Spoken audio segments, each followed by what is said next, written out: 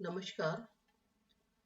आज मैं आपको प्रायोगिक भूगोल के अंतर्गत प्रक्षेपों के निर्माण की श्रृंखला में बॉन्स प्रेक्षण के बारे में आपको बताऊंगी कि बॉन्स प्रक्षेप के निर्माण के लिए कौन कौन से स्टेप्स हैं और बॉन्स प्रक्षेप का निर्माण कैसे किया जाता है और बॉन्स प्रक्षेप की विशेषताएं क्या है। बॉन्स प्रक्षेप एक मानक अक्षांश वाले शंक्वाकार प्रक्षेप का संशोधित रूप है। इस प्रक्षेप का निर्माण फ्रेंच कार्टोग्राफर रिगर्ड वॉन ने किया था, इसलिए इस प्रक्षेप को बॉन्स प्रक्षेप के नाम से जाना जाता है। इस प्रक्षेप की विशेषताएं हैं कि इसमें सभी अक्षांश मानक अक्षांश होते हैं और जो केंद्रीय मध्याह्न रेखा होती है वो भी मानक अक्षांश होती है। इन पर मापक शुद्ध रहता है। अब हम एक एग्जाम्पल के तौर पर मैथमेटिकल मेथड से किस प्रकार से बॉन्स प्रक्षेप की रचना करेंगे उसके संदर्भ में आप प्रकाश डाल लेंगे। Draw a Bond's position for United States when RF is 1:20 crore and interval is 10 degree.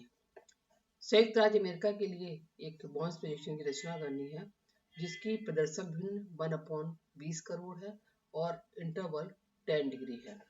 अब हम एक यूनाइटेड स्टेट्स के मैप के थ्रू हम इसके बारे में पता लगाने की कोशिश करेंगे कि यूनाइटेड स्टेट्स का अक्षांशीय विस्तार कितना है और देशांतीय विस्तार कितना है, क्योंकि प्रक्षेप में अक्षांशीय और देशांतीय विस्तार पर प्रकाश डालना बहुत जरूरी होता है और बिना उसके रेटिकुल के प्रक्षेप की रचना नहीं हो सकती। तो ये यूएस का मैप है। इस पर हम देखते हैं कि 30 डिग्री के नीचे यहाँ पे अक्षांशीय विस्तार 20 डिग्री है और ये 40 डिग्री के ऊपर ये करीब 50 डिग्री है। तो इसका अक्षांशीय विस्तार जो लैटिट्यूडनल एक्सटेंस है यूनाइटेड स्टेट्स का करीब 20 डिग्री नॉर्थ से लेकर के 50 डिग्री नॉर्थ है। इसी प्रकार से अगर देशांतीय विस्तार की बात करें तो ये जो देशांतीय रेखा है 70 डिग्री की, तो इसके पहले हम 65 डिग्री ले लेंगे। 65 डिग्री वेस्ट देशांतीय रेखा हो गई और इसके अलावा जब हम वेस्ट की ओर चलेंगे तो ये इसकी जो देशांतीय विस्तार है करीब 125 डिग्री है। तो हमने देशांतीय विस्तार 65 डिग्री वेस्ट टू 125 डिग्री लिया है और अक्षांशीय विस्तार 20 डिग्री उत्तर से लेकर के 50 डिग्री उत्तर लिया। तो अब हमें प्रक्षेप की रचना की, हम प्रक्षेप की रचना कैसे करेंगे। सबसे पहले ये आरएफ है, आरएफ में 1:20 करोड़ है। इंटरवल जो अंतराल है दो अक्षांश दो देशांतर रेखाओं के बीच में वो 10 डिग्री का है। लैटिट्यूडनल एक्सटेंट अक्षांशीय विस्तार 20 डिग्री उत्तर से लेकर के 50 डिग्री उत्तर है तथा लॉन्गिट्यूडनल जो विस्तार है वो लॉन्गिट्यूडनल जो विस्तार है वो करीब 65 डिग्री पश्चिम से लेकर के 125 डिग्री पश्चिम है। अगर हम अक्षांश और देशांतीय विस्तार तो सेंट्रल पैरेलल और सेंट्रल मीडियन को भी हमें कैलकुलेट करना पड़ेगा। जैसे ये 20 डिग्री है, ये 30 डिग्री है, ये 40 डिग्री है और ये 50 डिग्री है। क्योंकि इस प्रक्षेप में सारे अक्षांश मानक अक्षांश होते हैं, इसलिए हमने इस चूंकि 4 अक्षांश है तो हमने 40 डिग्री के पास इसका सेंट्रल पैरेलल ले लिया है और देशांतरी केंद्रीय मध्याह्न रेखा के लिए अगर हमने इसको कैलकुलेट किया तो ये 65 डिग्री हुआ। 75, 85, 95, 105, 115 और 125। अगर हम काउंट करें कितने देशांतर है 1 2 3 4 5 6 7, तो 7 है तो 3 आपके ऊपर होंगे 3 नीचे होंगे तो सेंट्रल मेरिडियन 95 डिग्री हो गया। तो हमने सेंट्रल पैरेलल को भी पता लगा लिया, क्योंकि बिना सेंट्रल पैरेलल के केंद्रीय मानक जो अक्षांश के बिना प्रक्षेप रचना करना मुश्किल होता है और केंद्रीय मध्याह्न रेखा भी आपकी 95 डिग्री हमने पता लगा ली। अब स्टेप्स क्या हैं कि जिसके द्वारा हम प्रक्षेप की रचना करेंगे। सबसे पहले स्टेप्स है कि to calculate the reduced radius of the earth, लवकृत गोले का अर्धव्यास ज्ञात करना, क्योंकि बिना लवकृत गोले के अर्धव्यास के हम जो प्रक्षेप में और भी चीजें कैलकुलेट नहीं कर पाएंगे। सबसे पहले लवकृत गोले का अर्धव्यास ज्ञात करना, distance between the two parallels at given interval on the central meridian भी केंद्रीय मध्याह्न रेखा जो 95 डिग्री मानी है, इसमें जो अक्षांश रेखाएं हैं हमने बताया था 20 डिग्री 30 डिग्री 40 डिग्री और 50 डिग्री। इन देशांतर रेखाओं के बीच में क्या डिस्टेंस है उसको कैलकुलेट करना, मतलब केंद्रीय मध्याह्न रेखा पर दो देशांतर रेखाओं के बीच की दूरी ज्ञात करना। तीसरा है radius of the central standard parallel from the apex of the cone, हमने 40 डिग्री सेंट्रल पैरेलल माना है इसका कोन का जो अपेक्स जो शीर्ष है इससे 40 डिग्री की रेडियस के, क्योंकि इस वृत्त के चाप इसी के थ्रू शीर्ष का पता लगा कर किया है, तो हमने इसका भी पता लगाना है कि जो 40 डिग्री से और अपेक्स के बीच में क्या डिस्टेंस है जिसके थ्रू हम इस रेडियस को, इसका अमृत का चाप 40 डिग्री का और सारी 50 डिग्री सबका अमृत का चाप खींच सकते हैं। तो अपेक्स का रेडियस पता लगाना। फोर्थ है longitudinal distance at given interval on the different latitudes. जो ये हमारी अक्षांश रेखाएं, अक्षांश रेखाओं के बीच में जो दो देशांतर रेखाओं की डिस्टेंस क्या है इसका भी पता लगाना है, तभी इस प्रक्षेप की रचना हो पाएगी। अब फर्स्ट स्टेप पे चलते हैं। पहला स्टेप है रेडियस निकालना। तो रेडियस निकालने का फॉर्मूला है पृथ्वी का वास्तविक अर्धव्यास बटे प्रदर्शक भिन्न का हर। तो पृथ्वी का वास्तविक अर्धव्यास है 63 करोड़ 50 लाख और प्रदर्शक भिन्न का हर है 20 करोड़। तो इससे इसको डिवाइड किया तो 3.17 सेंटीमीटर आया। तो रेडियस निकाल लिया, तो रेडियस के थ्रू ही हम और कैलकुलेट करेंगे। दूसरा जो स्टेप है radius of the 40 degree latitude on the central meridian. केंद्रीय मध्याह्न रेखा पर जो 40 डिग्री जो हमने इसको अक्षांश इससे इसके बीच की डिस्टेंस क्या है, तो इसका पता लगाने के लिए radius of the 40 degree latitude on the central meridian, तो ये डिस्टेंस हमें पता लगानी है। तो इसका फॉर्मूला है आर फाइव बराबर आर कॉट फाइव। तो आर फाइव जो radius of the 40 degree latitude on the central meridian बराबर आर कॉट फाइव, कॉट मतलब कॉट 40। तो आर कॉट 40, आर की वैल्यू हमने पहले पता लगाई 3.173 कैलकुलेट की थी इससे पहले फर्स्ट स्टेप में, और कॉट 40 की जो वैल्यू है 1.1918 है। तो 3.17 में 1.1918 को मल्टीप्लाई किया तो रेडियस की जो डिस्टेंस आई है 3.77 सेंटीमीटर। तो ये हमने यहाँ से इसको हमने मार्क कर दिया, तो ये हमारी है 3.77 सेंटीमीटर। तो इसी अपेक्स से सारे सर्कल खींचे जाएंगे 20, 30, 40 और 50 डिग्री का। अब थर्ड स्टेप पे आते हैं कि distance on center median for spacing the parallel at 10 degree interval. अब हमने 40 डिग्री का तो उसका निकाले, लेकिन हमारी 40 डिग्री और 50 डिग्री के बीच में डिस्टेंस क्या है, 40 और 30 डिग्री के बीच में डिस्टेंस, 30 और 20 डिग्री के बीच में डिस्टेंस क्या है, इसका पता लगाना। मतलब जो सेंट्रल मेरिडियन केंद्रीय मध्याह्न रेखा पर 10 डिग्री के अंतर पर विभिन्न अक्षांशों की दूरी ज्ञात करना। तो इसका जो फॉर्मूला है 2 pi r into 10 divided by 360। 2 की वैल्यू ये है, आर पाई की वैल्यू 3.1416 हो गई, आर की वैल्यू 3.17 जो पहले हमने कैलकुलेट की थी इससे पहले, और 10 इंटरवल है जिसके अंतर से विभिन्न अक्षांश देशांतर रेखाओं को खींचना, 360 से डिवाइड किया, इसकी वैल्यू है 0.55 सेंटीमीटर। तो 20 और 30 के बीच में 0.55 सेंटीमीटर डिस्टेंस हो गया, 30 और 40 के बीच 0.55 सेंटीमीटर डिस्टेंस हो गया, और 40 और 50 के बीच 0.55 सेंटीमीटर का डिस्टेंस हो गया। तो हमने विभिन्न अक्षांश जो हैं उनकी बारे में पता लगा लिया। अब हम फोर्थ स्टेप पे आते हैं। तो फोर्थ स्टेप है कि longitudinal distance at given interval 10 degree interval on different latitudes. जो विभिन्न अक्षांश हैं, जैसे हमारे 20 डिग्री है, 30 डिग्री है, 40 डिग्री है और 50 डिग्री पर, इसमें दो देशांतर रेखाओं के बीच में क्या डिस्टेंस है इसका पता लगाने का जो फॉर्मूला है डिस्टेंस d5 बराबर 2 pi r into cos 5 into 10 degree 60। तो 2 की वैल्यू इसमें रहेगी, पाई की वैल्यू 22/7 होगी, आर की 3.17 होगी, इस पे कॉस 5 की वैल्यू चेंज होती रहेगी, और 20 होगी तो 20 होगी, 30 है तो 30 है, 40 तो 40, 50 का तो 50। तो हमें जो फोर्थ स्टेप है, ये फोर्थ स्टेप में हमें 5 की वैल्यू पता लगानी है। तो D51 20 डिग्री नॉर्थ की पता लगा, 20 डिग्री नॉर्थ लैटिट्यूड की दूरी पता लगानी है कि दो देशांतर रेखाओं के बीच की 20 डिग्री में दो देशांतर रेखाओं के बीच की दूरी डिस्टेंस क्या है। तो इसका फॉर्मूला है 2 pi r into cos 5 into interval divided by 360।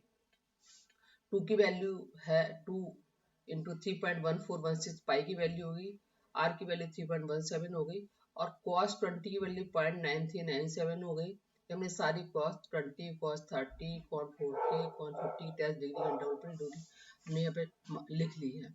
तो इसकी लॉग टेबल से जो वैल्यू है 0.9397 है, इंटू 10 इंटरवल है डिवाइडेड बाई 360। तो ये 20 डिग्री पे जो डिस्टेंस है 0.22 है, जो हमने जो विभिन्न देशांतर खींचे इनके बीच जो दूरी है वो आपकी 0.52 सेंटीमीटर है। ये 20 डिग्री पता चल। अब हमें 30 डिग्री अक्षांश के बीच दो देशांतर रेखाओं के बीच की दूरी क्या वो पता लगानी है। तो 30 डिग्री नॉर्थ के बारे 30 डिग्री नॉर्थ एंड साउथ दोनों जाएंगे इसमें। 30 डिग्री नॉर्थ 30 डिग्री नॉर्थ ही जाएगा, साउथ सॉरी, क्योंकि नॉर्थ का ही बनेगा, एक ही हेमिस्फीयर का बना सकते कॉनिकल पोजीशन में। 30 डिग्री नॉर्थ तो 2 इंटू 3.1416 इंटू 3.17 और 30 डिग्री की जो लॉग टेबल से जो वैल्यू है cos 30 0.8660 है, तो इंटू 10 डिवाइडेड बाई 360, तो ये बराबर होगा 0.48 सेंटीमीटर। तो हमने ये दो देशांतर रेखाओं के बीच की तो इसकी पता लगा ली ये। इसके बाद D5 का मतलब है बराबर 40 डिग्री का हम वैल्यू पता लगाना है।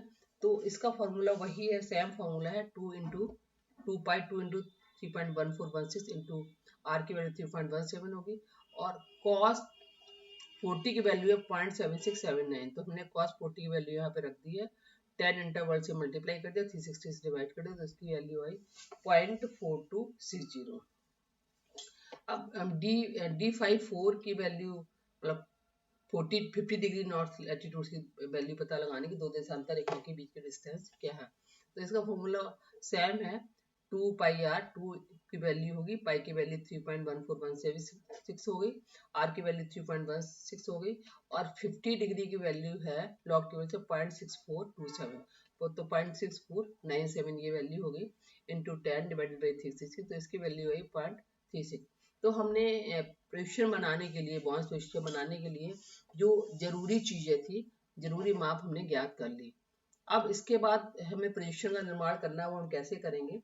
तो हमने इसको लिख लिया कि रेडियस ऑफ 40 डिग्री लैटिट्यूड का 3.177 सेंटीमीटर हो गया, distance between the two parallels 0.55 centimetre हो गया, distance between the meridian on the parallels on the distance between the meridian on the parallels, विभिन्न अक्षांशों पर दो देशांतर रेखाओं के बीच के डिस्टेंस क्या है वो पता लगाना। 20 डिग्री का 0.52 निकाला, 30 डिग्री का 0.48, 40 डिग्री का 0.42 और 50 डिग्री का 0.36। तो अब हमें ये सारी मापें पता चल गई, तो हम इसके थ्रू हम पोजीशन का निर्माण करेंगे। सबसे पहले हमने एक सीधी रेखा खींची। अब इसके बाद हमें ये अपेक्स ऑफ द कॉन निकालना। तो अपेक्स ऑफ द कॉन निकालने के लिए जो ये रेडियस ऑफ द 40 डिग्री, तो हम यहाँ से पॉइंट लेंगे और 3.47 दूरी माप कर लेते। तो ये हमारी जो दूरी है 3.7, इसी अपेक्स से हमें सारे के सारे वृत्त के चाप खींचे, 20 डिग्री का, 30 डिग्री का, 40 डिग्री का, 5 डिग्री। तो हमारा ये अपेक्स ऑफ द कॉन ये हो गया और बी हमारा ये हो गया 40 डिग्री का, ये दूरी हमने निकाल ली। इसके बाद डिस्टेंस भी मिलता है 2 लैटिट्यूड्स हमें। हमारा जो अक्षांशीय विस्तार है 20 डिग्री से 50 डिग्री नॉर्थ, 20 डिग्री नॉर्थ से 50, तो हमारे अक्षांश कितने 20 हो गया, 30 हो गए, 40 हो गए और 50, तो 5 अक्षांश हो गए। तो 40 डिग्री के ऊपर 0.55 मार्क करेंगे, 40 डिग्री के नीचे 0.55 डिस्टेंस से दो अक्षांशों के बीच की दूरी होगी और 30 के नीचे 0.55। तो इस तरह से हम ये 0.55 की डिस्टेंस होगी, ये 0.55 की डिस्टेंस हो गई और ये 0.55 की डिस्टेंस हो गई।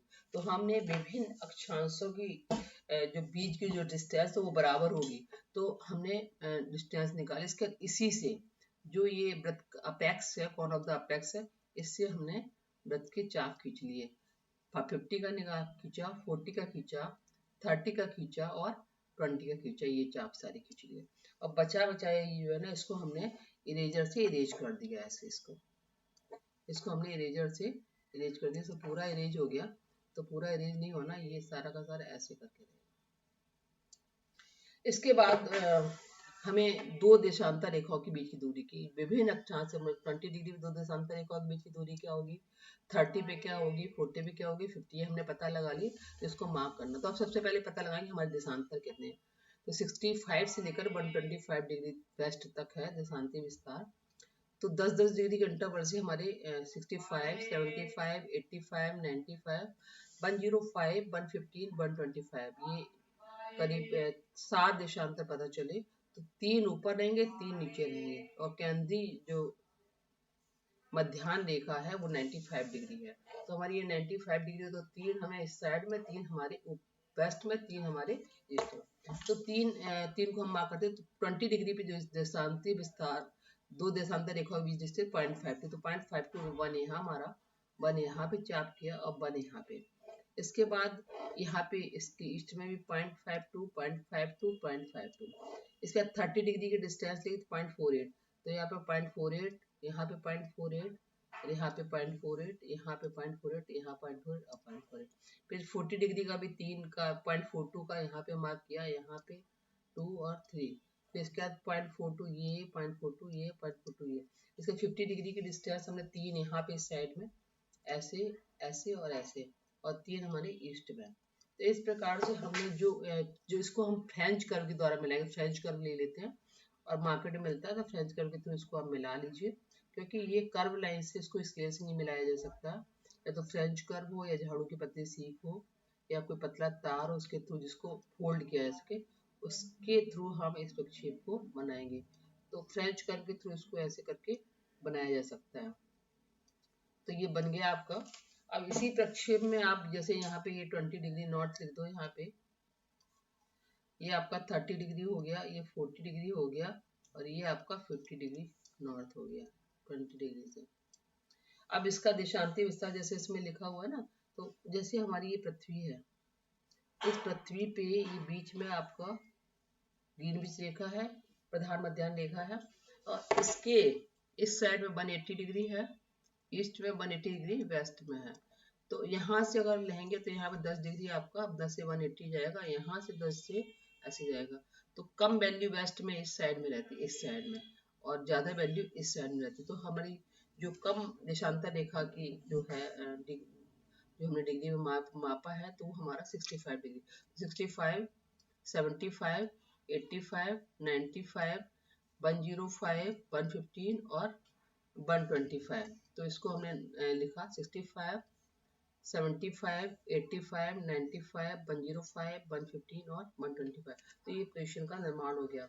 अब यहाँ पे नीचे RF, जब भी हम प्लेन पेपर बनाएंगे तो RF बराबर 1:20 का रूल हो गया। और प्रक्षेप का नाम लिखेंगे bounce position for United states. अब इस प्रक्षेप की विशेषताओं पर अगर ध्यान दें, इस प्रक्षेप में जितनी भी अक्षांश रेखाएं हैं वो कर्व है, मतलब एक वृत्त से एक केंद्रीय वृत्त की चाप है, क्योंकि एक ही सेंटर से खींचेगी। 40 डिग्री की जो हमने दूरी पता लगा 3.77 से खींचेगी वृत्त की चाप है। तो जितनी भी, चाहे 50 डिग्री की ले ले, चाहे 40 डिग्री की ले ले, या 30 डिग्री का ले ले, या 20 डिग्री का ले ले। दूसरा जो देशांतर रेखाओं में देखें तो देशांतर रेखा से सेंट्रल मेरिडियन, केंद्रीय मध्याह्न रेखा जो है वो आपकी सीधी रेखा है। इसके अलावा अन्य जो मेरिडियंस हैं वो कर्व लाइन्स है। अन्य जो देशांतर रेखाएं हैं वो आपकी कर्व लाइन है। ये सारी की सारी देशांतर रेखाएं कर्व है। इस प्रक्षेप में अक्षांश और देशांतर रेखाएं एक दूसरे को समान एंगल पर काटती हैं, और इस प्रक्षेप में जो सभी अक्षांश मानक अक्षांश माने जाते हैं, जो 20 डिग्री, 30 डिग्री, 40 डिग्री, 50 डिग्री, सभी अक्षांश मानक माने जाते हैं। और केंद्रीय मध्याह्न रेखा की भी लंबाई भी ध्रुव के बराबर है, तो इसलिए उसको भी मानक अक्षांश माना जाता है। इसके अलावा अन्य जो देशांतर रेखाएं मानक अक्षांश नहीं होती है। अब इस प्रक्षेप का उपयोग किन किन देशों के मानचित्र बनाने के लिए किया जाता है? इस प्रक्षेप में क्योंकि सभी अक्षांश मानक अक्षांश होते हैं, इसलिए जिन क्षेत्रों का अक्षांशीय विस्तार अधिक होता है उन क्षेत्रों का मानचित्र बनाने के लिए इस प्रक्षेप का उपयोग किया जाता है। जबकि जो देशांतरी सिर्फ केंद्रीय मध्याह्न रेखा आपकी शुद्ध मानक अक्षांश रेखा होती है, जबकि अन्य देशांतर रेखा मानक अक्षांश नहीं होती। इसलिए जैसे जैसे हम ईस्ट और वेस्ट की ओर बढ़ते जाएंगे तो मापक में विकृति बढ़ती जाती है। इसलिए अधिक देशांती विस्तार वाले देशों के मानचित्र इस पर नहीं बनाए जा सकते हैं। अधिक अक्षांशीय विस्तार वाले देशों के मानचित्र तो बना सकते हैं, लेकिन अधिक देशांती विस्तार वाले देशों के मानचित्र नहीं बना सकते हैं। इस प्रक्षेप पे एक ही गोलार्ध को हम दिखा सकते हैं, और इस प्रक्षेप का मुख्य रूप से फ्रांस है, नीदरलैंड है, स्विट्जरलैंड है, बेल्जियम है, इंडिया आदि देशों के मानचित्र बनाने के लिए इस प्रक्षेप का उपयोग किया जाता है। तो जिन देशों का अक्षांशीय विस्तार अधिक है उन देशों का मानचित्र बनाने के लिए प्रक्षेप काफी उपयोगी होता है। Thank you.